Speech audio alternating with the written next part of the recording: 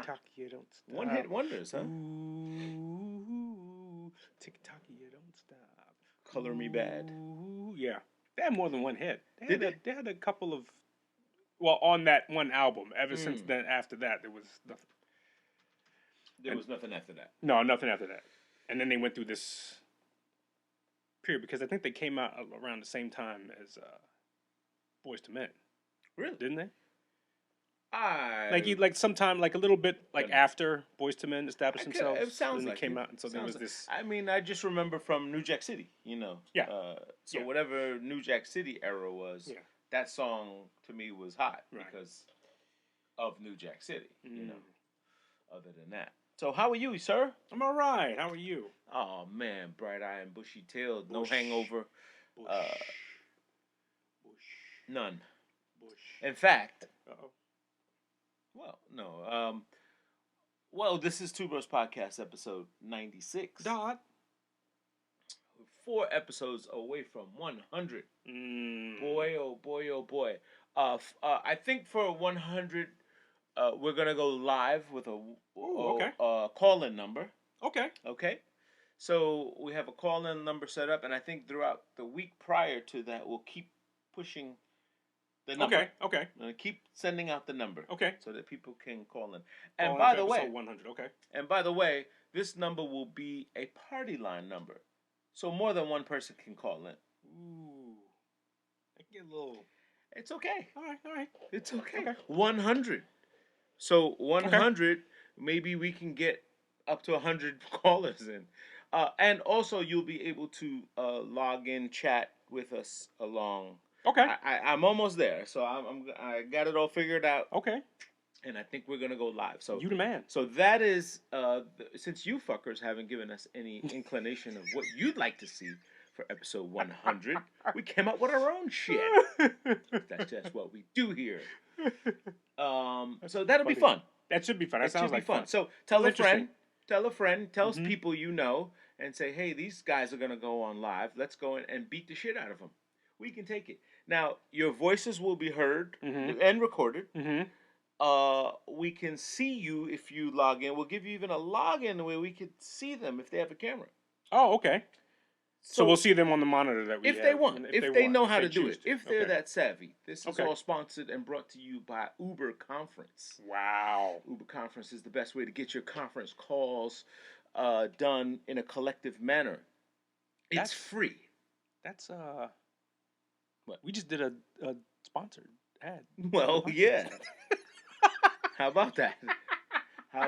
Brought to you by Uber Conference. No, Uber Conference is great, and you'll see it as well, and we'll post the links. So the week prior to it, we got 4 weeks to get ready for this, right? Yes, 4 weeks. 4 weeks to get ready for this. Assuming we don't take a break or whatever. But I mean, we have just 4 episodes to get ready for this. So looking forward to it, and looking forward to you folks chiming in. Absolutely. We have a few regulars that will definitely call in, I hope. But we want to hear from some of you people who are first-time visitors and listeners. First-time two broers. Yeah. Seeing a lot of people chime in saying, hey, I finally listened. Did you see that? I saw a couple. Yes, I did see a couple that, hey, you guys, there's a couple people that they retorted back on the Instagram feed when you send out the little snippet. Yeah, more people respond to the Instagram than they do to YouTube.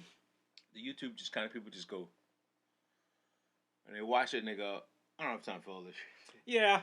It's long. I can understand. It can be long. It's a time commitment. Yeah, it is a commitment. And packing an hour show into 10 minutes is a train ride. It's always, I do it on a train. Yes. So it's kind of like I chop, and then I go back and I keep looking at the meter and I'm like, shit, 42 minutes. Where do I chop another 10? Where do you chop another 10?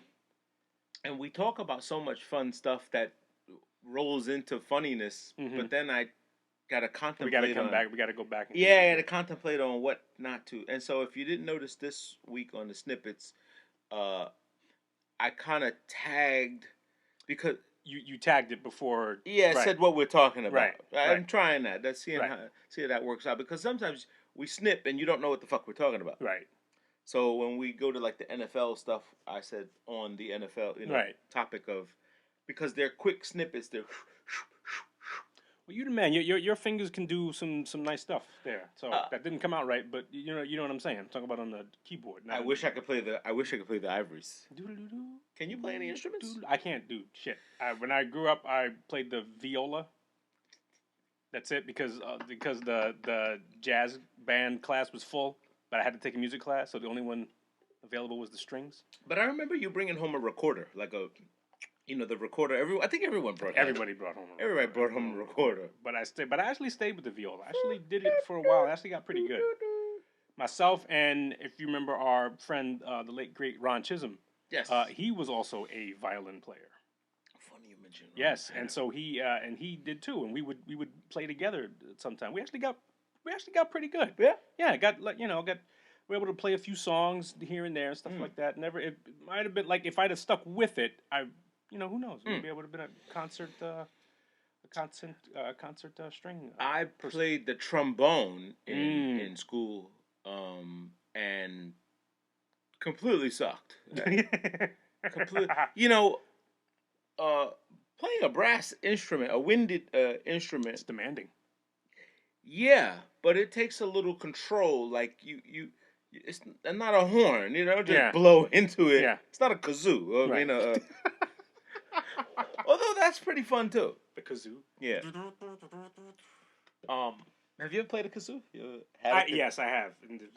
Now there's the cheapy toy ones. That's probably it. There's some nice ones. Like a legit yes kazoo. No. Yes, made out of fucking steel and fucking you change the parts and the vibrator and all this shit. No. So I had a kazoo. I had a few things that I was interested in. I had a jaw harp. You know what a jaw harp is? No. That's the thing and the reason I got a jaw harp was because of fucking Snoopy from Charlie Brown. Okay. I went to Sam Ash Music and I was like, I want that thing that goes wong wong now.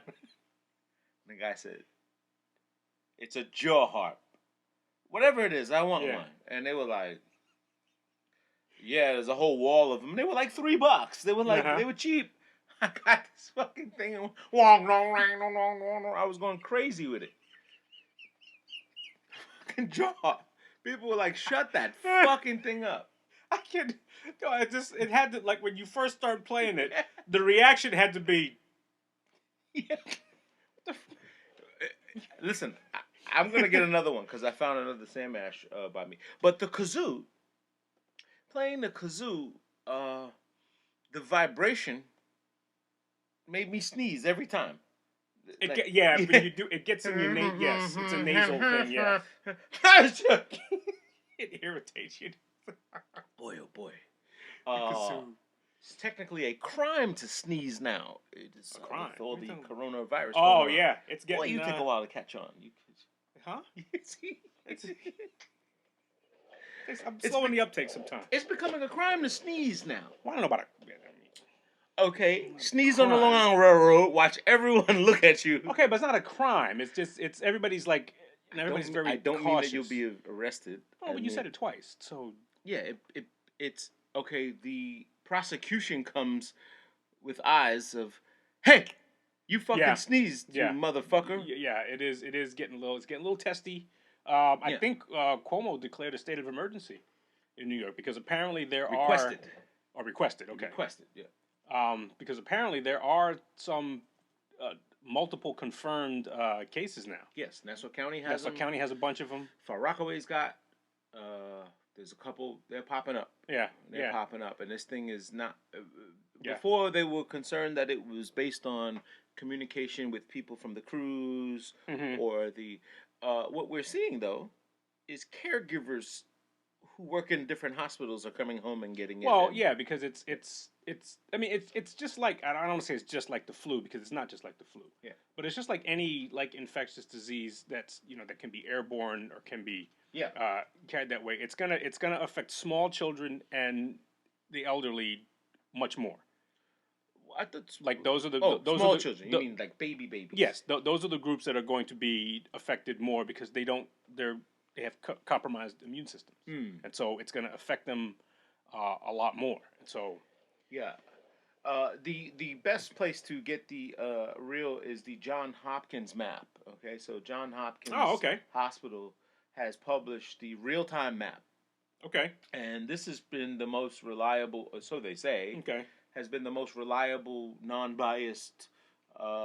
It's not a news. It's not news. Yeah, it's just a hospital. It's just purporting information. Yeah, this is and as you can see, the data sources come from the World Health Organization, the CDC, the EDC, the NHS, and the DXY. And I don't know any of these people other than the WHO and the CDC. Those are the only two. And then GitHub here and Google Sheet here. I don't know what those mean. Probably some technical terminology. But the recovery rate seems to be popping up high, meaning that there are people. Yes. Yeah. I saw something where it said like I don't know what the exact number is, but the recovery rate is almost like 80, like close to 80%, something like that. So you don't have to die from this thing. No, and it's not and it shouldn't be something that if you do. I mean, look, if you follow the basic shit, I mean, for some reason, there's like nobody washes their hands, and so everybody's like reminding everybody to wash your hands and stuff, and everybody's doing things like hoarding water and there's a run on bleach and there's a run on hand sanitizer. The hand sanitizer, which will do nothing for you. It's a virus, so a hand sanitizer is not gonna. Well, I've seen that it lives on the surface for at least 5 minutes. Okay. The virus will live on the surface for at least 5. They showed it but it's a virus. Yeah, it's a virus. A hand sanitizer is going to destroy bacteria. It's not going to do anything against a virus. May limit your chances. It'll make you feel better that you are doing something. Unless some guy came and says, "Hey, I beat this using hand sanitizer," no one will believe it. Somebody will say that. So I beat this using hand sanitizer, rubbing alcohol, and I put in some cream de cocoa, and lo and behold, I cured 19 people of coronavirus. Wow. Prevent it. Now you can't cure it. You can prevent it. I'm assuming. There's a run on people creating their own hand sanitizers. So people getting creative, going out and buying. There's a Tito's hand sanitizer now. Really? Yes. People have put Tito's with Muslim oil. What's Muslim oil? Like scented oils. The fucking guys you shake their hand and you stay with them all day. You smell like musk all day. Yeah, the musk oils, Egyptian musk, or your own fragrance. They have the Muslims oils have all the fragrances of they got Paco Rabanne. I would not trust the Muslim oil. I'm sorry, It's not bad. It's not bad. Well, as far as it smelled, but as far as it's like disinfectant properties. No, what you gotta. There's a concoction. There's a list of concoctions you have to put with it. You have to put like shea butter, an oil, like a cream, a rubbing alcohol, and some. There's a few things. Fragrance to touch. Like in other words, whatever you like, whatever your favorite fragrance is. So if you like a botanist smell, or you like shit water, I don't know, whatever you like, you can get. People are making this. This recipe is available on everyone's Instagram. Recipes. Yeah, and make your own deadly coronavirus recipe. My thing is when this goes away, now what we're gonna do with the 37 cases of water that you bought, and now there's a run on hand sanitizer. Well, they don't go away. I mean, you can use them forever. I mean, till they run out. I was watching a like a congressional hearing, something like that. That these immunologists were talking to Congress and stuff, and this one gentleman whose book I read, his name is Dr. Peter Hotez. Okay. He wrote a book. Vaccines did not cause Rachel's autism. His daughter Rachel has autism, and so he's one of the people that's very much on the front line of this anti-vax movement. When people say you shouldn't get vaccinated, and people giving out bad information, and stuff like that, and he's quick to rebuff it and what have you. And he has his own immunology clinic, I think in Houston. He does. And one of the things that he said was that when SARS came out several years ago, yes, this is relatively the same virus. relatively the same virus as the SARS vaccine. And he says what happened was, as they developed a vaccine for SARS at the time, the incidence went down and sort of everything sort of leveled off. So what happened was there was no funding then to create the vaccine for the SARS because they thought that had passed the worst of it. Okay. There was no need to push it. No need to push for it. According to him, had we done that, when this outbreak came through, we would have had a vaccine in place, and it would have been a matter of, according to him, I think he said like weeks before we could have mass-produced a vaccine to give to people and what have you. He says now we are, according to him, probably like 18 months away from actually developing something that will, medically be able to assist. But they tried the H1N1. They tried the SARS vaccination on this, and it didn't work. No, because it mutated. Yeah. Because it mutated, and so they weren't able to, and they weren't able to mass produce it. What he's saying was the protocol was already in place. But they didn't throw it away. But it had to be funded, and so what happened was you don't have the funding to mass produce, and so you have to generate all of that. And so once that gets generated again, you have to go through the process of, okay, well, let's check it out again, as opposed to having it there available, ready. Hey, does this work? No, let's adjust it this way. He's saying the process would have been a lot faster than what it is now. I disagree. Okay, well, he's an immunologist, so you can go ahead I'm just saying I disagree because they have this already. They showed it. They've been. Who's they? All the media. They've all shown it. If you're going to believe the media, then he's on the media. He spoke on the media. How'd he speak? He's an immunologist. But how'd he speak? What platform was he on? He was speaking to Congress, and it was being recorded on a channel. The media did not say anything. I'm just saying. He said the media is just the delivery source of it. People are speaking. These are doctors. These are people telling it. I don't know the name of the guy, the doctor, but they showed we have H1, we have SARS, we have H1N1. And we've tried all these vaccines. None of them are effective against this strain of it. So we are starting from scratch. So if what you're saying is, hey, if we'd have produced all of this, we'd be already in the game. But you have a product that doesn't work. No, he's not. He did not say that. So he's saying what we would how much further are you away? If you let me finish. Yeah. What he's saying was we would have had the protocol in place to create the vaccine. He says right now what we don't have is the protocol in place to create the vaccine. He says the protocol would have been there. It's a process that they have to go through when they're going to mass produce a vaccine. What he's saying was that protocol would have been in place. But now, is it? Money? They've given them carte blanche to make it. You saw the president tell them, make it tomorrow. Okay, you're not listening to what I'm saying. What I'm saying is, had they in the past, if they would have funded it in the past, the protocol would have been there. I'm asking what's the protocol? You did not have. What's that protocol? I don't know what the protocol is. But it's money. It's got to be money. What do you mean it's got to be money? What stops a guy? What stops a scientist from mixing stuff together and making it and putting it out? I have no idea because it's money. Because I'm not a scientist. But it's money. Logically, it's money. It has. How do you say it's logically it's money? Because what's I'm sitting in a lab and I'm not funded to do this. So first of all, I don't have. If you say back then when SARS, let's go timeline. You go to SARS, I only have the data from SARS. And I'm trying, we got it. We could fix the SARS, right? But you said, well, it's dying down, so we don't need to fix the SARS anymore, right? Am I wrong? Yes, you're wrong, because that's not what I'm saying.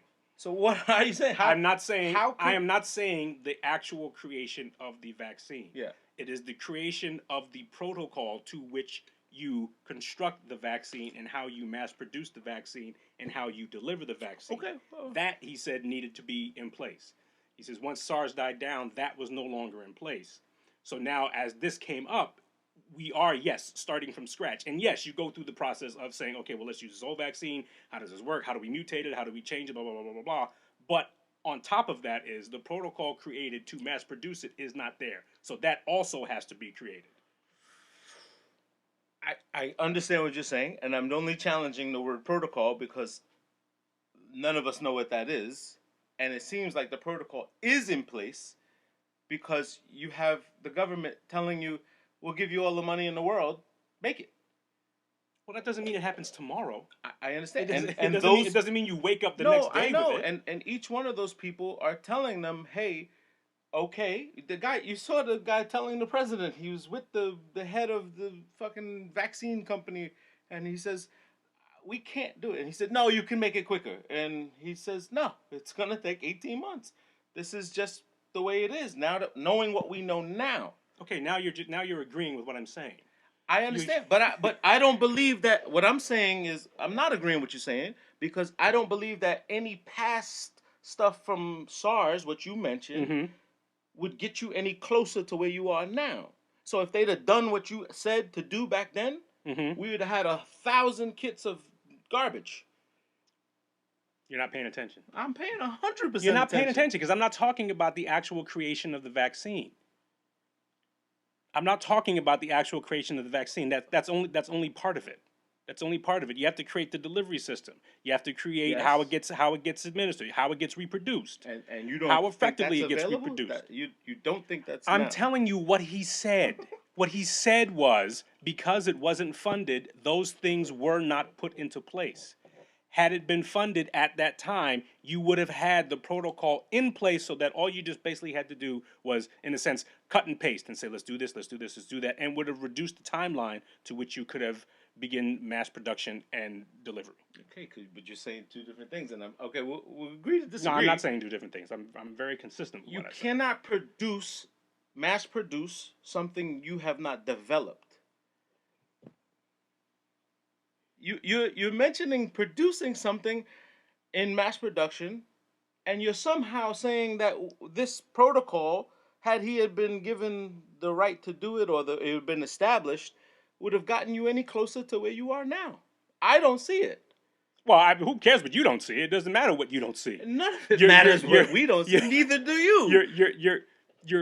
You're cherry picking a part of what I said and using it to fund the whole argument. That's not what I'm saying. What I'm saying has nothing to do with the creation of the vaccine. The creation of the vaccine is part of it. Is part of it. Yeah.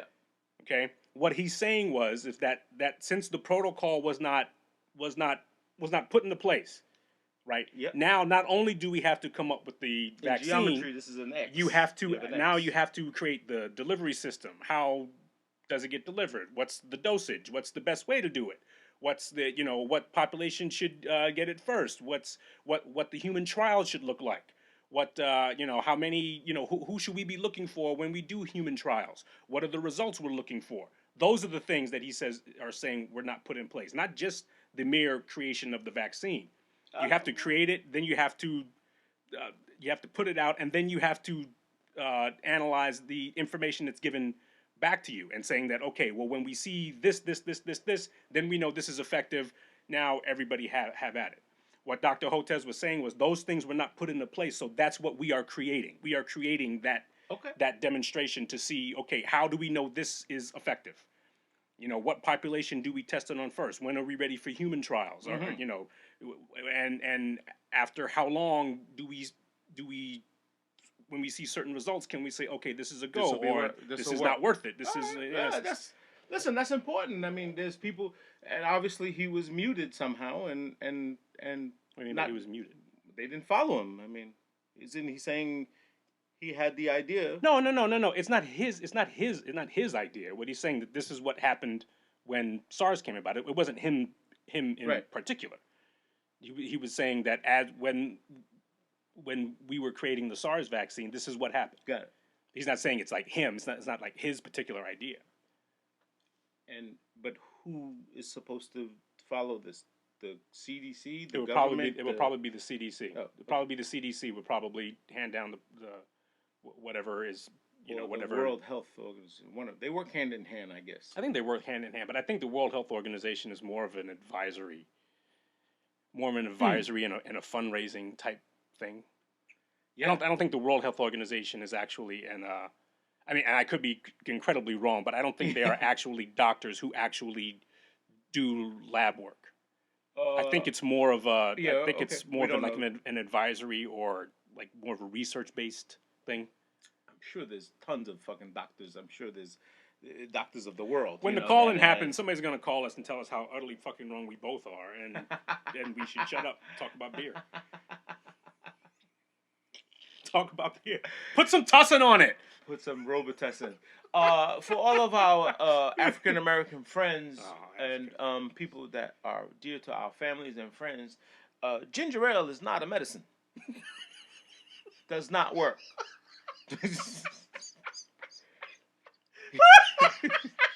Ginger ale will not cure anything other than gas. At least, at best, you get a good burp and a fart out of ginger ale. But ginger ale is not a medicine. Settles your stomach. Can help settle your stomach. The ginger can. The ginger can. Which means you should eat ginger, but... Yeah. So peel some raw ginger, some honey, and some lemon. Boil it. Yeah. Makes a nice ginger tea. Well, most of the home remedies and stuff to chill out and relax usually get you settled, calm. I'm not say they cure anything like the old as they call the penicillin, the anti-Semitic penicillin. The anti-Semitic. Yeah, penicillin? If I say Jewish penicillin, they go nuts. But what's the? You never heard Jewish penicillin? No. What's chicken soup, man? Oh, man. Chicken soup. Why is chicken soup Jewish? So Jewish chicken noodle soup is, they call it the Jewish penicillin. Mm-hmm. If you hang around Jewish people. But what makes it? I mean, they just said it's something made with love. Okay, right. Mama made love. Matzo ball and all this other stuff they put in it, and it's done well. And you sit down and stick a thermometer in. Do you remember when you had your first? Because we grew up on cans of soup. Yeah. Kansas? Cans of soup. Oh, cans of soup. Oh, yes. But do you remember the first time you ever had like a bowl of like homemade chicken soup? And said, wait a minute. Where's the chicken? There's a tremendous fucking difference between this shit I've been eating all my life. Yeah. Here. Yeah. Yeah, some of the big gourmet places that make them really nice, like those places in the city. Yeah. And if you trust them, the pot is sitting out The pot has been there, yeah. Who knows how long that's been there. But anything self-serve, man, it's kind of like you're just hoping everyone stops at the stop sign. You know what I'm saying? Yes. You just hope that people abide by the rules. Yes. And any place that has their stuff like in the front, and once I see a bum wandering the buffet, never go back in there. I can't go back. Can't go back there again. One of those Panda Expresses or any of those funny places. But speaking of chicken soup, I happen to have grabbed a nice chicken soup in the Penn Station at Chickpea, the restaurant in Penn Station, and it's good. Oh, it's great. Mm-hmm. Every soup they have there is always pretty good and it's decent. Next door, there's another place. Their soup is like $8 for the same one. This one is like $5. Wow, for the big one. That's like an assault. Yes, you've made a decision that you're gonna. You know what? I'm taking away your business. And the guy basically is sitting there like, ours is better. Well, yours is $8. $8. Like, damn, that still works. Like, anyway. So I get that. I said, hey, what's today's soup? And then there's usually 3 assortments or whatever else. And he said, I got chicken, vegetable, something minestrone and a chowder, I think, or something like that. And I was really in the mood for a good chicken, hearty. Yeah. Because, not that it has healing properties, it's just warm. It makes you feel good. It's got veggies in it. You feel better. Yeah. You just, yeah. Now, some of them you have to be careful of the canned ones because of the sodium. And they have a super high content of sodium. So, like, when Ron was sick a couple of weeks, he was, like, down. Like, he was like, oh, my God, feeling it. So I made him soup every day. And I do buy the canned ones. The Progressive, low sodium, if I can. Low sodium. But the trick is dump out the fucking half of their water and then add your own water to it, to get the sodium out. And then I drop a potato in there to absorb some of the salt. Okay. That's just my own remedy. I think it works. And I tell them, don't eat the potato because all the salt, it's loaded up. Potatoes, no! No, it's to sop up the salt. Anyway, my story goes this way. I'm on the Long Island Railroad. I got my nice thing of soup. I get my little corner seat, the one behind where the door closes. Yeah. I like that one because no one bothers me. Yeah. And you can open that door all you want. It doesn't bother me. Doesn't bother you. In fact, I'll go to that later with the door protocol, which people don't understand. That door with the clip. Yeah. When they clip it open, it's for a reason. And the first fucking guy that gets on the thing closes it. That's me. You're an asshole. I'll tell you why you're an asshole. It's meant so people can go through the cars. Yes, I get it. But people close it like it's the train conductor goes through the entire train, clip him, so that people can transit faster through the train. And every time I see the first guy that gets on, first guy. I get it. I understand. They clip it and sit down and go. I understand. I understand your frustration, and I know that makes you upset. It doesn't make me upset. I just call that person an asshole. This is what gets me. Yeah. Is that, okay, so now we've boarded, that thing is still open, and the only thing I hear is that fucking track on that other side of the thing. You can close it when the train takes off. Because the conductor will, when he gets through, he just won't get there faster than you. You know, I don't want to, I got to take a chance of losing my seat. Yes, I'm an asshole. Yes, that's me. That's what it was intended. That's what it was intended for. Human free will allows you to do what you can. Allows you to do what you can. Hey, in Thailand, you'd be arrested probably for touching the. They got strict rules on this shit, man. Really, on the train? Yeah, on like littering and stuff, and like it's not just like hey, excuse me, you want to pick that up? No, it's here's your ticket. This is when you show up in court. Yeah. Type thing. You know, they're serious. But anyway, you're enjoying your chicken soup. I was enjoying my chicken soup. I opened it with up. With the asshole that's closing the door. And it had this very boisterous aroma. It had veggies in it. There was some broccoli in it. And the broccoli kind of smells a little farty sometimes. It can. Broccoli can smell a little gas, like sulfur. It's got sulfur. Yeah. Is that what makes it smell? Yes. Like it?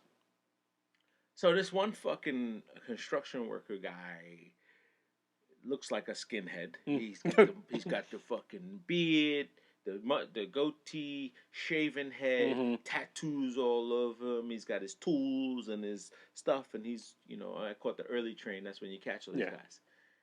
And he's looking at me through the window? No. I'm sitting in the seat, and I don't know if you know that, that. There's a hole here. Yes. So I'm in my seat, and I just happen to look up, and he's peeking at you through the hole. He's like, so I figured, all right, happenstance angle. Maybe he just kind of like peered. You caught eyes. Yeah, so I'm like, he's still staring at you. And was he hungry? So what I thought, I was like, damn, maybe. So I said, let me shift a little so I don't have to see him. Now the other seat is in front of me, and I hear him, fucking stinks. It fucking stinks. People need to eat their shit on another car. Ooh. Oh. And your retort was? Want some? Ah! And the guy looked, and he was like, fucking food. I said, hey, man, chicken soup. Who doesn't like chicken soup? And the guy was like, wouldn't say anything to me directly. Right. All to himself. Because now... I'm not no fucking punk. Now you're not I'm not going to sit here and let you punk me. Hey, man, would you like some? And the guy goes... All to himself.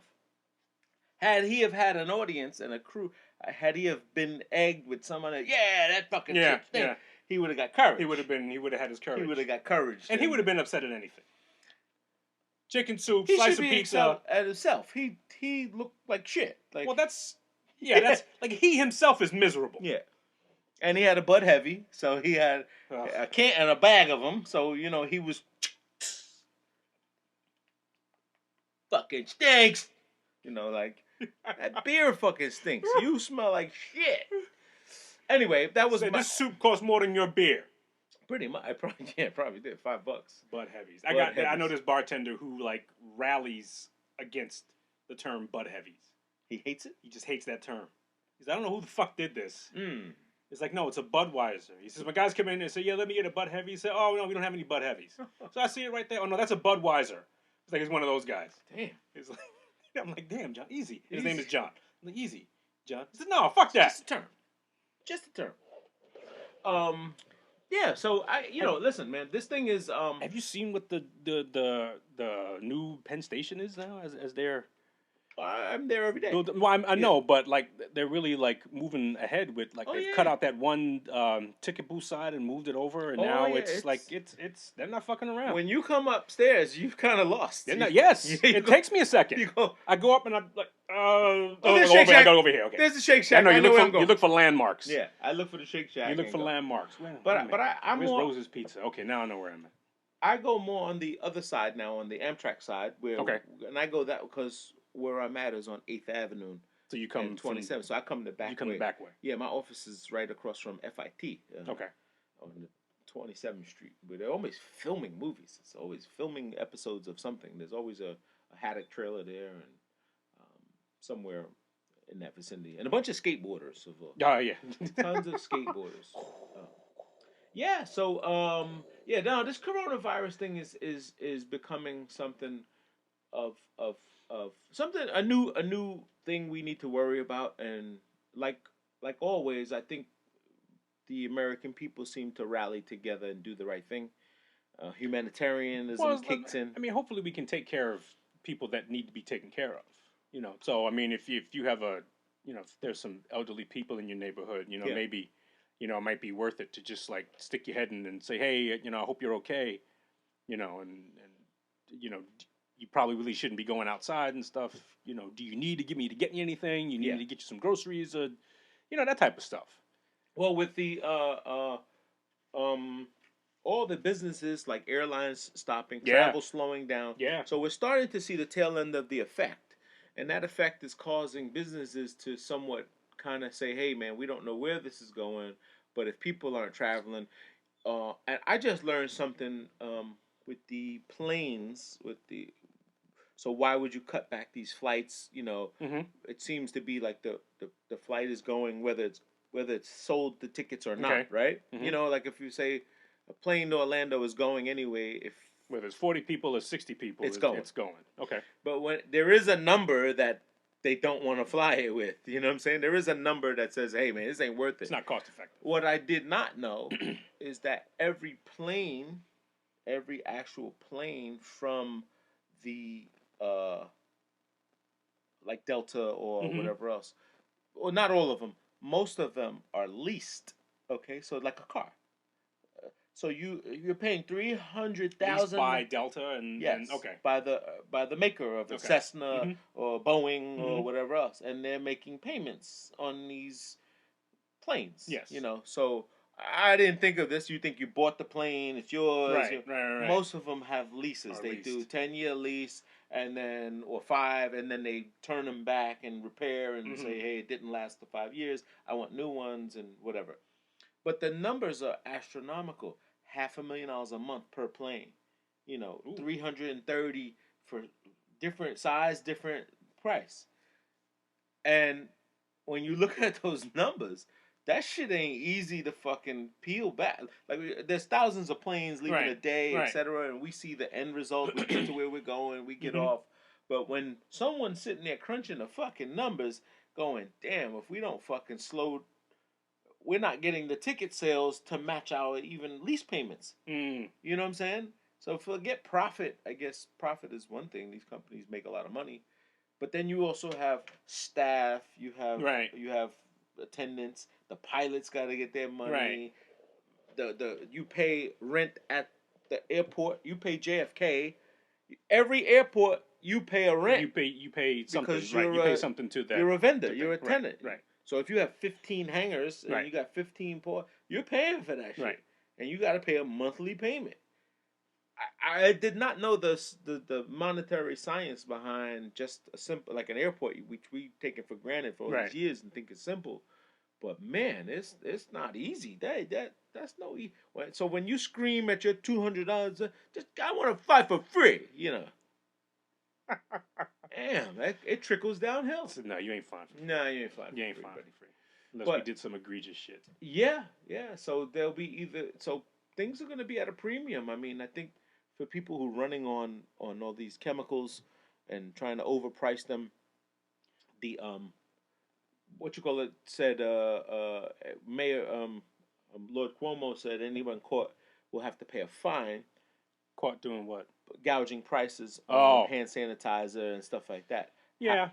But I think the Consumer Business Bureau. Mm-hmm. Sorry if I said that wrong. And Consumer Commerce and all these commerce companies says, "Are we in a state of emergency yet? Are we not? There's no federal. It's not a federal emergency yet. So this is still free market. Still free market. Technically, yes. So people do have the ability to hoard. And there's nothing that prevents you from buying up all the toilet paper and hand sanitizer and then saying, hey, come down to Chad's and you'll get a combination hand sanitizer and toilet paper for $50. Well, they could get you on the taxes. They can get you on reselling if you don't have the proper licenses and stuff like that. Like if you don't have a proper resale certificate, you're not allowed to resell. Okay, so this is technical. But it's a strange world we're living in. But that's just the government trying to be in your pocket. So that's towards the end of it. Yes. Well, but that's a good point though. Like if it's not a state of emergency, then this is just straight up commerce. So I could charge whatever I want and let the market determine whether it's going to last or not. Yeah, and the danger of this is that what happens when something becomes trendy. Do the government have the ability to say, no, you can't charge? Like if Jay-Z put out a classic album and said, hey, I'm only releasing 10 of these and they're $1,000 a piece. The government can't say, no, you can't do that. Right? So this is now... Or the government shouldn't be able to do that. That's the thing. They should not be able to do that. Right. So we have to be careful when we ask the government to help us, help keep hand sanitizer free for at the right price. Create the path for them to now, for now to do it when it's not right. That scenario. Is this not communism? Is this not? Yeah, that's what it is. Yes, that's what communism spoke to. Or what's the other guy? Marxism. The collective. Yes. The collective. Everyone should have the right to the basic things and needs, especially for the scale of pay you work. And that no worker should not be able to afford to patronize the place he works at. Well, but I mean, Marxism and communism go much, much further beyond that. Yeah, I agree. I'm just pointing that one. I'm isolating that one little phrase. But no, you're exactly right. Like we should be worried anytime the government says, "Hey, you should or should not do this." Yeah. Everybody's hackles should go up. And start like asking a couple questions. Okay, well, what does this mean like down the future? Because people, as we've said many times before, we can be a little panicky and flighty. Yeah. So we'll make a decision over 2 weekends that when we look back at it in the grand scheme of things, we're like, oh, okay, that didn't make any fucking sense. Why did I do that? Like remember like Y2K. When Y2K came around, you couldn't go to a supermarket and find water or batteries. Yeah. Everything was gone because we just knew that this was it. This is it. God damn it. This is it. Didn't you read Leviticus? Yeah. This is it. This is gonna be it. Everybody walking around with signs and shit. Coming, And then you woke up the next day and it's like, oh, all right, same old shit. Everything works. I go by the canary rule. It worked for the miners. Send a canary outside. See if he doesn't come back. So we gotta be a little bit careful. We gotta be a little bit careful when we allow our panic to sort of say, oh yes, please take care of us. Yes, please make sure things don't get worried because it's scary though. It is scary. I mean, we live in a world that's pretty scary that has tons of moving parts. And well, what I'm hearing a lot of these scientists or people in this field of the medical field saying we should, of course, we're gonna try to help people with the coronavirus or whatever else. But, and maybe this isn't a testament to what you said. He said, we need to be worried about the future of pandemic or the future of non-pandemic. And so that if we don't have, maybe this is what you were mentioning in a different version, if we don't have the structure set up to help everyone when this is happening, as if maybe everyone should have a kid at home now for anything, or whatever. So I get it. I get what you mentioned with this doctor. Well, yeah, I mean, unfortunately, like scientists and doctors, you can't just go on this one particular thing. It has to be something that is sustainable. And like, how do we prevent it? How do we, it's not just for this, one person. Right. It's got to be for the multitudes. Yeah. It's got to be for the, for the masses. Yeah. Yeah. Speaking of masses, I have no. I just wanted to say that I have no. Well, speaking of masses, I got nothing. Well,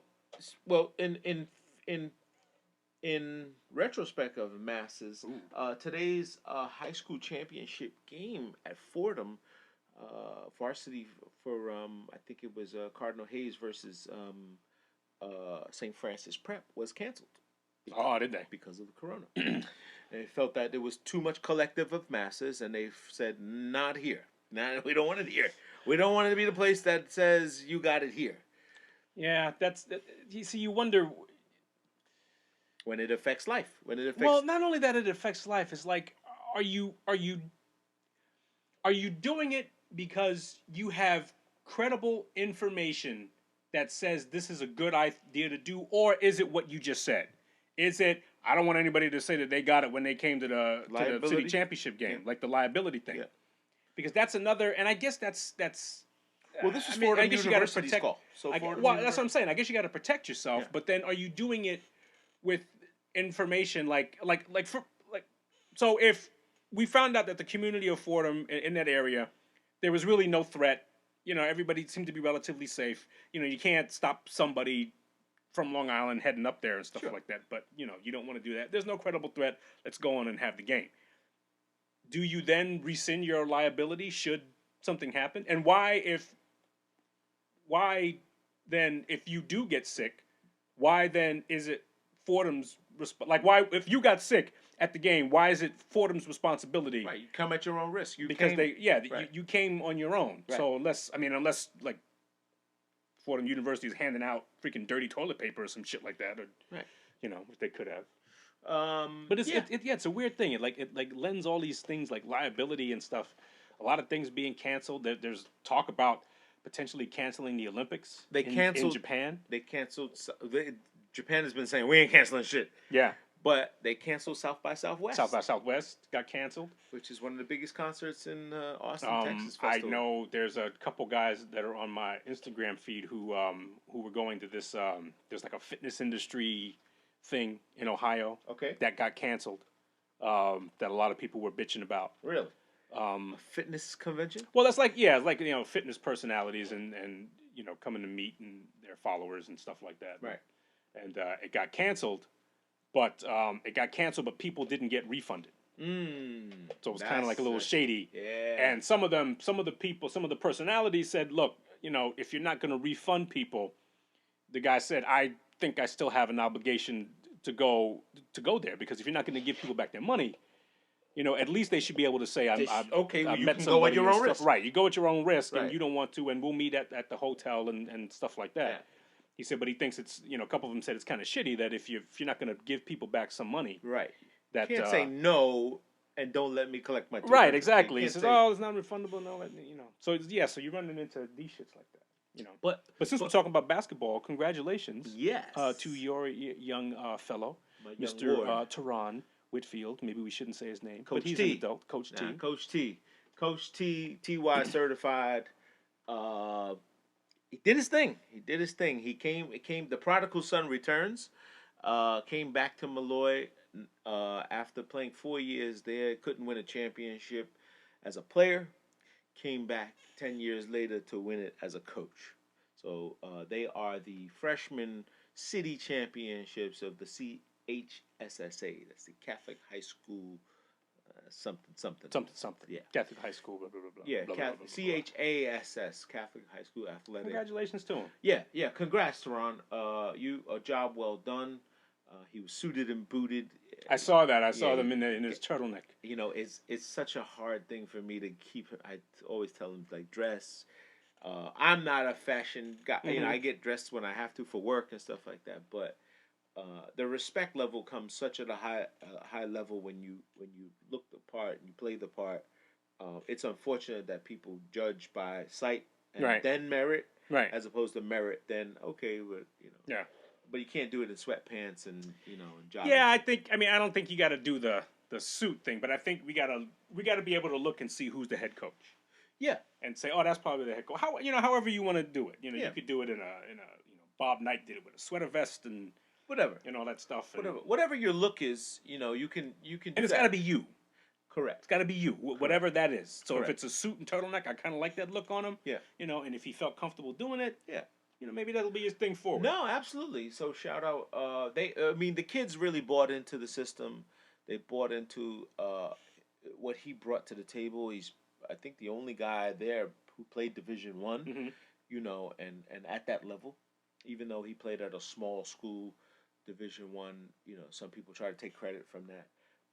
But at all costs, he is so committed. He gets up, sacrifices his sleep time and hanging out time, and it's all for the kids. And he's a great mentor, and he loves it. He loves teaching, and he loves coaching. So I give him all the props as long as and we've always talked about it, saying, look, it's a commitment. I did it because when we were in it, the coach crapped out. He left, and hey, who's coaching? You're the dad that comes to all the games. You seem to know talking all the shit on the sideline. You get out there and coach. And then I became a coach for 10 years, and it's like, whoa, how did I get stuck doing this? But he really fell into the shoes of it, and has played at all those levels, and now to be coaching, props to him. He garners the respect for the kids, and that's what's more important. And those kids are going to go off to have a great future, because the thing with the freshman team is you only get them once, right? So you get the one freshman team, and they go off, and out of that group, one guy's going straight to varsity, one guy's going starting on JV. So props. Now does he? Now maybe this is a question better suited to him. But does he have a responsibility to teach them certain things that they're going to do on the because the next step would be the JV level and then the varsity level. Yes.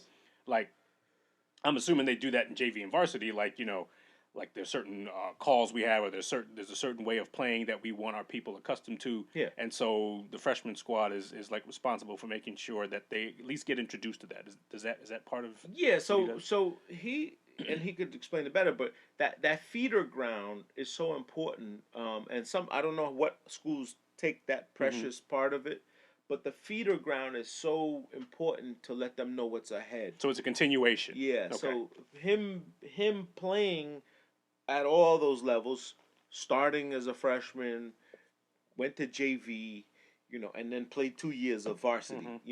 That's the systematic way to go. Some guys make the leap. Some guys go from freshman. Oh, he's so good, he's got to go to vars. Some guys skip JV. He went all three. All three phases of it. Some schools don't have a freshman; they just have JV team, right. and varsity. So there's he can explain what his road was, and what he saw from his partners, like the guys that he grew up with. The guys. So he can explain. Well, I'm not asking about his as you play. I'm talking about as a coach.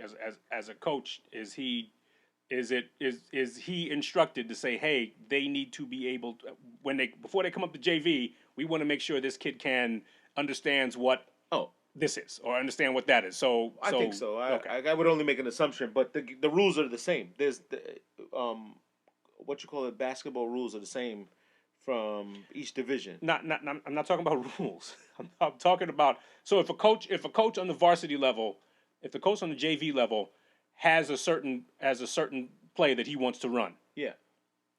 Does that get introduced on the freshman level? Yeah, it's the same. Yeah. Okay. The system is the same. So the system is the same. Okay. System is the same. Maybe that was the word I was trying to look for. Yeah, the system is the same. You're still doing 121s, okay. 221s, 114.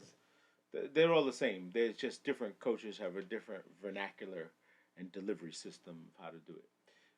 So it's a good feeling. And I'm sure it's a great feeling. I mean, he's riding, and he got up this morning and had to take his AAU travel team to a tournament. So where he would have loved to just sit and relax and enjoy, he's back at it again. Oh, nice. So good for him. Yep. Good for him. Congratulations. Yeah, indeed. Congratulations, Ronnie. Certified tie.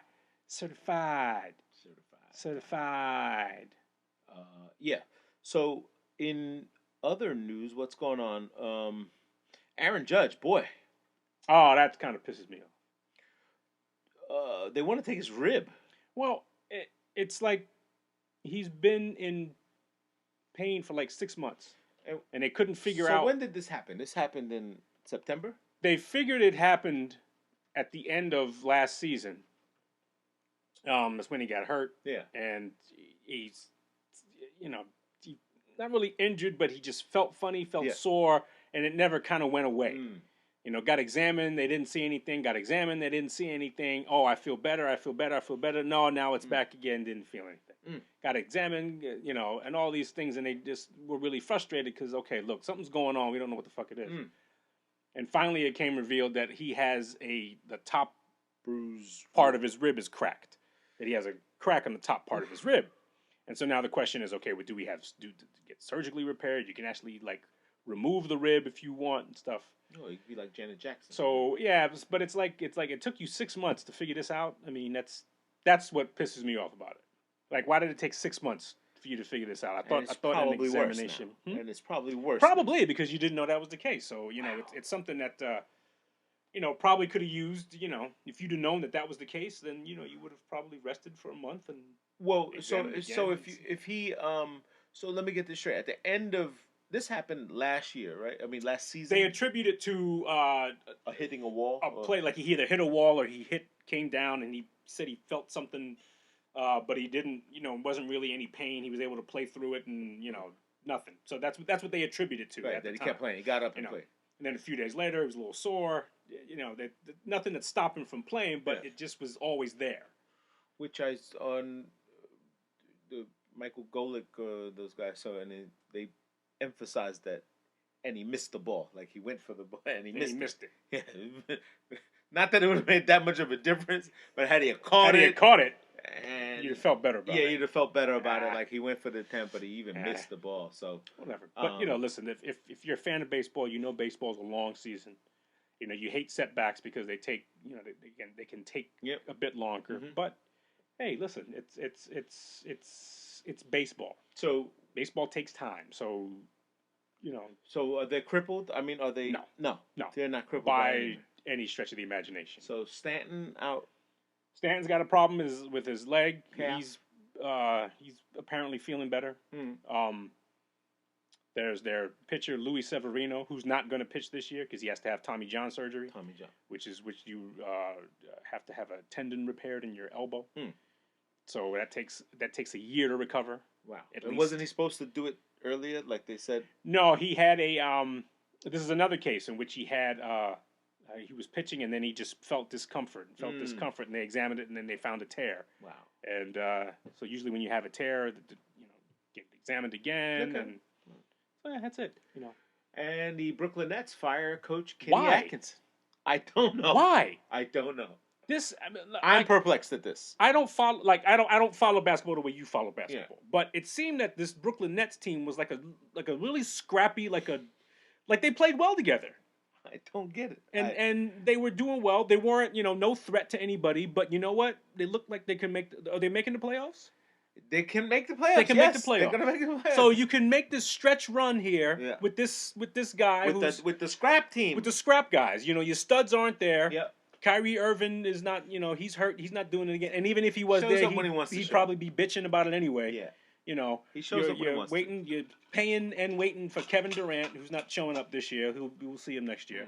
But it looks like this is like a scrappy bunch of dudes who can, if you put it together, they can win some games and they can probably get an eighth seed. I do not call the Brooklyn Nets a disappointment by any shape. Right. I don't see them being a disappointment. I see that you've given this man all the hope tool, you gave him the future. And what a fucked up way to say, oh, we got you the best guys for next year and all this other stuff. So let me bust this out now. Let me try to get myself ready for next year, win some games so I could look like we're contenders.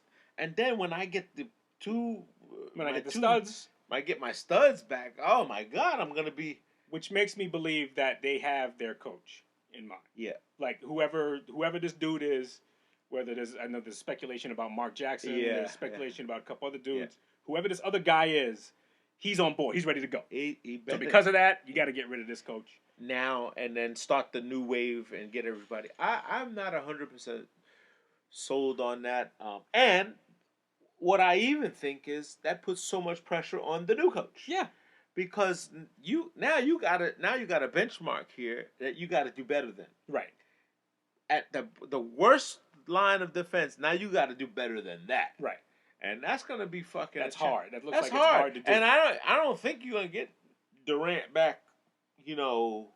First day's opening next year. No, it's not. No, it's gonna take some time. You're gonna get him back when he's ready. Kyrie is so fucking. He'll be back when Durant comes back. Yeah. I think he's playing. It seems like he's playing these little bitch games. Yeah, I think he's. And whether he's. I mean, I don't want to say somebody is or is not hurt. I think that's unfair to say. Yeah. And he is hurt, but he just seems to be this dude that the comments he makes are awfully fucking convenient. For the scenario. Okay, we go with what Kyrie said. Isn't he also one of these flat Earth dudes? Huh? Isn't Kyrie one of these flat Earth dudes? Is he a flat Earther? I think so. I think he's made some silly comments. He went to Duke, right? That would explain a lot. He went to Duke, right? Yeah. He's 9 games. That doesn't mean anything. Yeah, it doesn't mean anything. But I think he's one of those dudes that came out said that the Earth is flat or something. Oh my! I think so. You might probably be able to look it up. I would really. But that would explain a lot. That would explain a lot. Maybe it isn't. I don't know. If we're wrong, I'm sorry, Kyrie. Well, kudos, but you ain't fucking listening. Kudos for what you believe. But and in basketball news, have you followed the Spike Lee situation with James Dolan? I haven't followed it. I thought it was kind of funny. I think it's kind of hilarious. It is hilarious. That first of all, I don't understand why we think that James Dolan would just say, "Hey, who let this motherfucker in here?" Like that doesn't make any sense. Agreed. I'm with you on that. It doesn't make any sense. Okay, I'm with you on that. And I think, what was it? Like he came, they didn't let him in a certain entrance or something like that? The employee entrance. Okay. So for 28 years, Spike has been going through the same door every time. Okay. Fist bump the security guy same way. Okay. Scans his ticket. Okay. Which to his credit, he is a season ticket holder. He buys his ticket. Nobody gives him. He said it himself. He buys his ticket. He said, and I've never asked for any perks other than what I've paid for. Correct. I pay an exuberant amount. Correct. For my tickets. Correct. Ever since the Knicks drafted Patrick Ewing, when they got Patrick Ewing, he became a season ticket holder. He worked his way down to the level where he's at now, and got this paid his ticket. So he's not. Nobody owes him anything. Nope. He paid his ticket. And he said, "I don't ever ask to be shown on the jumbotron or be considered celebrity row. I pay to go enjoy myself and lament in my success, and this is my team." He said he's been coming in since his dad took him. And he was there at the Willis Reed game, and when he came out the tunnel. He's a diehard. He's a diehard. So for this to have happened in whatever capacity, because none of us were there, right, is somewhat a slap in the face to one of your best customers. I mean, if this is customer service at best, this is the worst customer service you could have for a guy. Now, while I disagree that Spike should come to a special entrance, I do disagree that if that's the garden, that's the garden. And hey, Spike, we have an entrance for you, a celebrity entrance, maybe something. The garden's big. There's enough fucking doors in the garden that you could have with a guard and everything, and still scan his ticket. So if he's been coming that way for so long, you don't let him in, scan his ticket, and then in. And so to his credit, he's saying, when my payment is late for my tickets, you call in my house. Hey, what's up, buddy? How we doing? We didn't get your payment yet for your thing. Right. So there's dialogue there. So could it have been just a misunderstanding? Could it have been? Yes. The guy who's normally there is not there and doesn't know who Spike Lee is. No. No one stopped him. What happened? No one stopped him. Okay. He got all the way through and sat down and then said, when he said, "You got to come with, we got to talk." James Dolan told him, "We got to talk," because they told him The security guards told him, "Hey, Spike, we've been advised to tell you that you can't come through this entrance no more." Okay. So he was like, "Fuck that! I've been, I'm Spike. What? I've been coming here for 28 years, and now you're gonna tell me this bullshit?" And they said, "All right, well, we need you to go around." And they scanned his ticket already. Mm-hmm. This is the only thing that he said changed why he would have did the okie doke. Mm-hmm. He said they scanned my ticket already. He said everybody knows once they scan your ticket, you can't scan it again. Right. So they told him, "Oh, go back out." Mm-hmm. And walk around and come to the 31st Street side where the new thing is. The new shit is, okay. No, where the new tracks is on that side. 31st Street. Where they put the new tracks. Gotcha. 31st Street. I got ahead of myself, okay. So you go around, walk all the way around, which is not a big deal. It's Madison. You scanned your ticket, you've been doing this for 28 years. Right. So he's saying when I get to the other side, they scan my ticket, they're going to say, my ticket's scanned already, you can't come in. It's a fake or whatever, or you're in already. But he's Spike Lee, so it's not like they're gonna be like, an issue, yeah, like how they do the Chris Paul commercial. This is my ID. So I'm okay with the struggle of like protocol and understanding. Hey man, but that's when you have a guy that's paid that much money and that much of he's a free marketing piece. And a free ambassador. So you're saying it could have been handled better? Yes, it could have been handled better. It should have been a phone call the night before. It should have been, hey, we left you a message and you didn't respond. It should have been, we sent you an email. He says they text me, email me. They do all these things to tell me about where's my money. So when you have a situation, it should have been a, hey, Spike, can we talk? We have some new security procedures that we like to go over with you.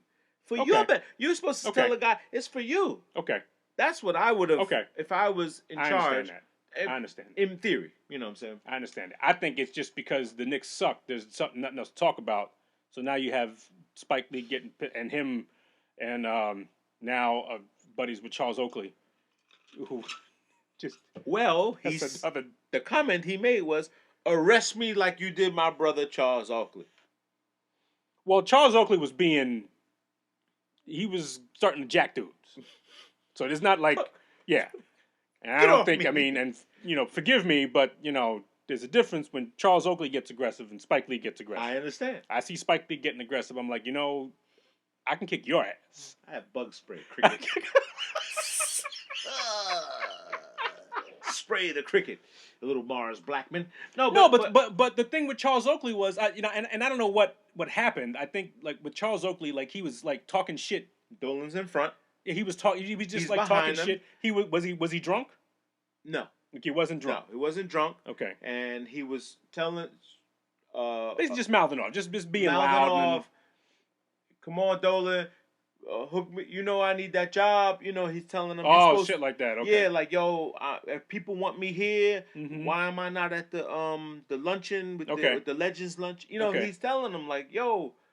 And somebody said, "Hey, you dude, chill." No, Dolan did the get him out. Go Dolan text. Never look back. Okay. Again, allegedly, I don't know this, so I'm not saying I was there. Okay. But allegedly, Dolan has his text. He puts his phone and he'll text his security guy. Get this guy out of here. Beep. He has his what do you call his what's the guy with the patch? Slick Rick? No, from Marvel, our friend with the patch. Yeah. Fury, Nick Fury. Oh, he's got his Nick Fury come. Beep. I'm calling for reinforcements. Well, listen, no matter how legit that. I mean, I think the second scenario, the Spike Lee thing, is something that's understandable. Yeah. That was a misunderstanding, bad communication. I think that's an easy public relations fix. Yeah, I think you can easily, and Spike being Spike, he's going to say, "Oh, arrest me like you arrested my brother." Please, dude, just knock it off. You're not a fucking victim. Please, don't be talking. You're going to call other people freaking Uncle Toms, yet you are wearing this freaking purple captain's outfit. And just, so relax. Yeah, the purple captain's outfit? Just, he's one of the people who's being very vocal about all these people who, these black people who visited Donald Trump.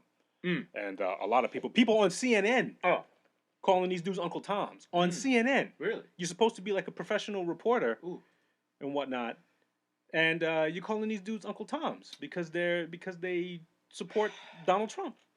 You know? Wow, that's insane. Yes, they said it on freaking. That's insane. On set. I don't know if you saw this during this week of Super Tuesday. Which, if you followed the Shenanigans show, and it was such a funny display of Democratic shenanigans, so to speak. And oddly enough, I heard this because I listen to CNN News on radio.com and I listen to it often. And so they published this thing that said, no, maybe I saw a commercial on maybe Channel 7.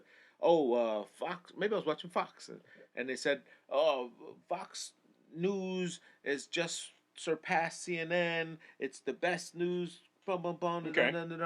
And I was like, wait, when did this happen?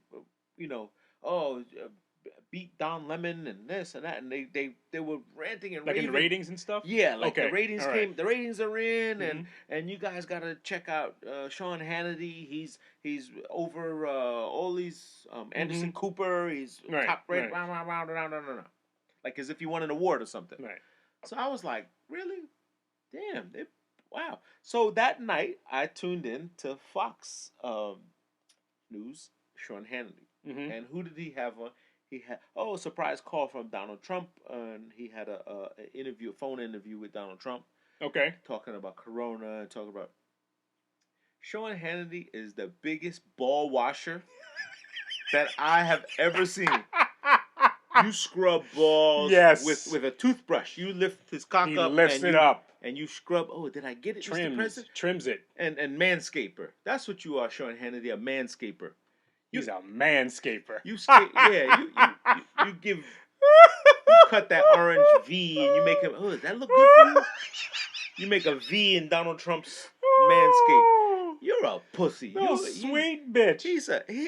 What a bitch. And he goes beyond. I don't watch Sean Hannity, but that has been a very very repeated thing. Like you go beyond just being an objective viewpoint, or even going against what the what a general opposite perception is. Just say what you feel as a journalist. You wash his ball. Man. You wash his ball. You probably saved the nut powder rags. on him. Yeah, you put powder on him. Ooh, you like that, Donald? Little talcum? Oh, I bought you a little orange. It's got a little menthol in it. Does it feel cool? Jerk him off with Vicks. Oh! God damn! Do you do that to somebody you care about? Is that cool for you? You give him a cool breeze and blow on him. You can't chafe it if you're going to use Vicks. Man, it's going to hurt. This guy, I could not have. I don't know why I watched this. I just like watching a train wreck and watching it and unfold. And I'm sitting here going, this is fucking retarded. Then the next few days, I saw CNN pick that interview apart. And they're like, this guy says all these, well, I have a hunch the numbers are lowered. And it was like, wait a minute, a hunch? They either are. We have scientists. We have top professionals around the world telling us that the numbers are going here, here. These are reported. And that, yes, if more people get tested, the fatalities go low. That's a mathematical equation. That if 5,000 people come in, say they have a cold, and 4,000 of them have the virus, that's a mathematical equation. But if you test 100,000 people and only 4,000 have it, the numbers are lower. Right. So he went on that saying, yeah, but if you tested everyone, we see that the numbers are really low. It was like, no fucking kidding. Democrats are having a problem with math. That's the problem that kills me, because it's like, yeah, no fucking kid. And Sean Hannity somehow just, whatever Trump said, he repackaged it and said it again, which to me is the telltale sign of, I listened to this at a Tony Roberts talk, one of those motivational speaking about how to control the crowd, and He says he said the first sign of someone who's backpedaling is they repeat what the other person said and say it again. Meaning what the person said. So you mean to tell me that the number is blah blah blah? Yes, that's what I just said. Mm-hmm. But he's just repackaging this, and then reiterates it so that it makes it sound like he understands it. Okay. He doesn't understand it. He just repackaged what you said. It doesn't have a question. No. And it's not challenging it. Oh, or affirming it. Just redoing it. Just repackaged. Just repackaged it. I gotta spend some time on this. So I gotta spend right. And I mentioned it. And boy, was that a shit show in itself. Sean Hannity, professional ball washer. Ball washer. How's it feel, man? Well, what kind of check do you get from that? Hope he cuts his nails. Hope he. Oh, Sean, you scratched me, Sean. No teeth, Sean. Don't use your teeth, Sean. Sean, man, that guy. I don't get I don't get how he. Like, how does he? Now, to you, what you said, which is horrible. Like when people, throw rocks at them in the street and yeah. That's absurd. That's ridiculous. And that's stupid. That's not American. Things like that and like chasing them out of restaurants and. Well, that's shit what like I mean. That's dumb but can shit. Sean Hannity go to a restaurant with his family? Can he? That can't. I don't think he can. I don't think in this world, I don't think he can. I think the family looks at the paycheck, and they just it probably that's probably ends it. They go right there. They're in vacations. They're in south of France. They're spending their time around the world where no one knows who they are. They're probably spending most of their time in foreign countries, And I don't know. This guy's a fucking nuts, man. Professional panderer. Ball washer. Professional ball washer. Sean Hannity. Professional ball washer. No, you know what? No, he's not a professional ball washer because he's not going to wash anybody's balls. Just the president's balls. Just the president's balls. Presidential ball washer. Would he do Mike Pence's balls? What if Mike needed a trim? What if his ball washer is out, with the flu or something. Sean, you need to take care of Mike. And the president says, Sean, Mike Pence needs his balls washed. But speaking of Mike Pence, he's for the most part of him being the person in charge of this virus. I don't know what that means. What does that mean? Being in charge of it? Well, yeah, I don't does he what does that mean? Maybe he has to go collect the data and tell him. It seems like Mike. It's a goose chase job. It's hey, go around and collect all the information, and you're in charge. So when the shit hits the fan, I would say, talk to Mike. Hey, President, we have new information. Talk to Mike. And then Mike probably gathers all the information, brings it to Trump, and he goes, "Yeah, I got this already. They told me, but thank you. All right." But Mike will initiate fucking martial law quick. I think Mike will push that fucking military button. I think he's gonna fucking say, "This shit's getting out of control." Beep.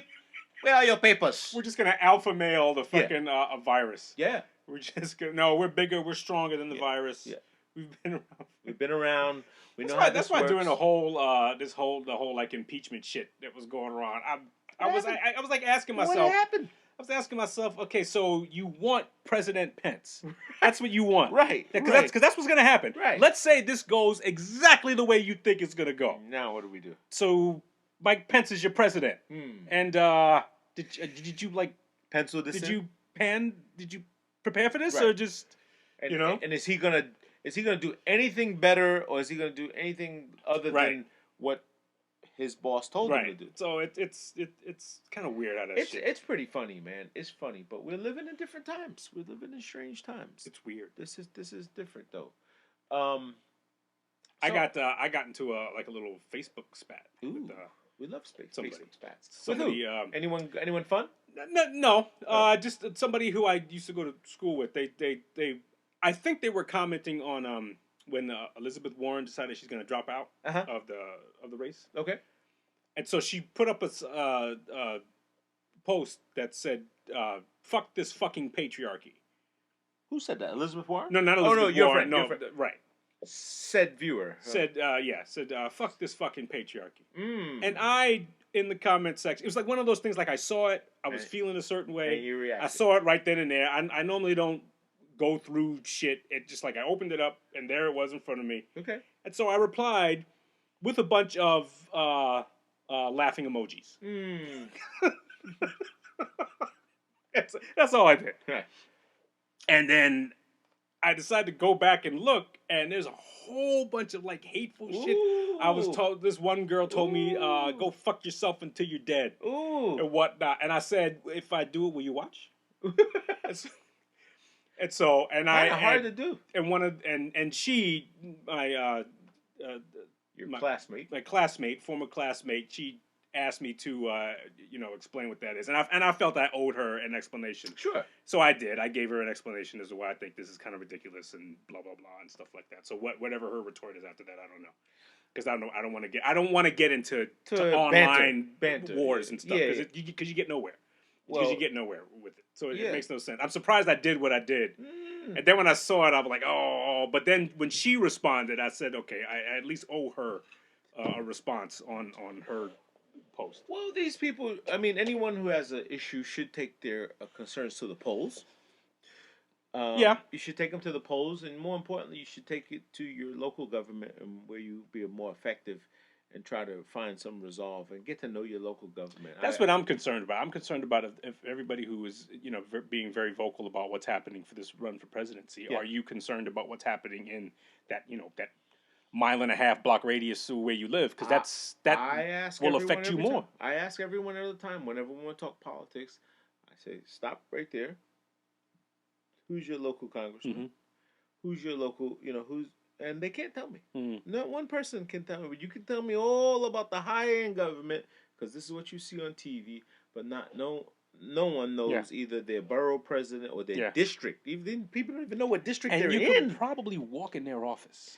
Yes. You could probably walk in their office and say, "Can I see so and so?" Or I need to give a message to blah blah blah blah blah. Yeah. Now, which is although I live in Nassau County, my business is in Queens, and Donovan Richards, who is running for borough president, which I completely support, and I walk right into his office, and many times you'll get an aide or you get someone that works with them, and sometimes they're a little young and they're trying to learn, but if you don't ask them questions, they don't, so they wind up sitting there doing Facebook because no one comes in those offices. Mm.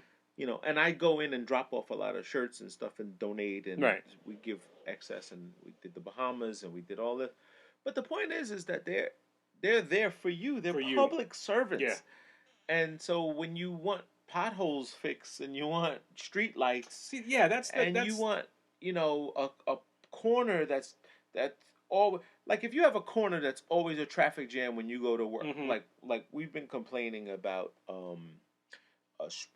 Francis Lewis and the Conduit, and we wanted the turning lane, to when you when it crosses over, it becomes a clusterfuck. Because what happens is when these cars come this way, there's this dead space of no one moving, and then all it takes is the one person. No, I'm gonna get over, and they clog the pipe. Yeah. And then no one goes, and it's beep, bam, and then correction, And it causes everyone's day to just get crazy. Yeah. Start off with a shitty day. And Lord forbid, I'm surprised there aren't more accidents in that area. Yeah. They're just like accidents. One a week. Got to be at least, right? A fender I see the fenders on the ground. There's a fender on the ground every day. And there's always a shoe. There's always a shoe. Well, nobody got hit, though. Every time so I see a shoe on the ground, it's like, oh shit. You would think though, if it was an accident, somebody would pick the shoe, like somebody, an EMT, a police officer, would just decide to leave this one shoe. Oh. Hey, there's a shoe over there. Fuck it. It's part of the crime scene. So you think I am Sean Hannity? I ain't picking this shit up.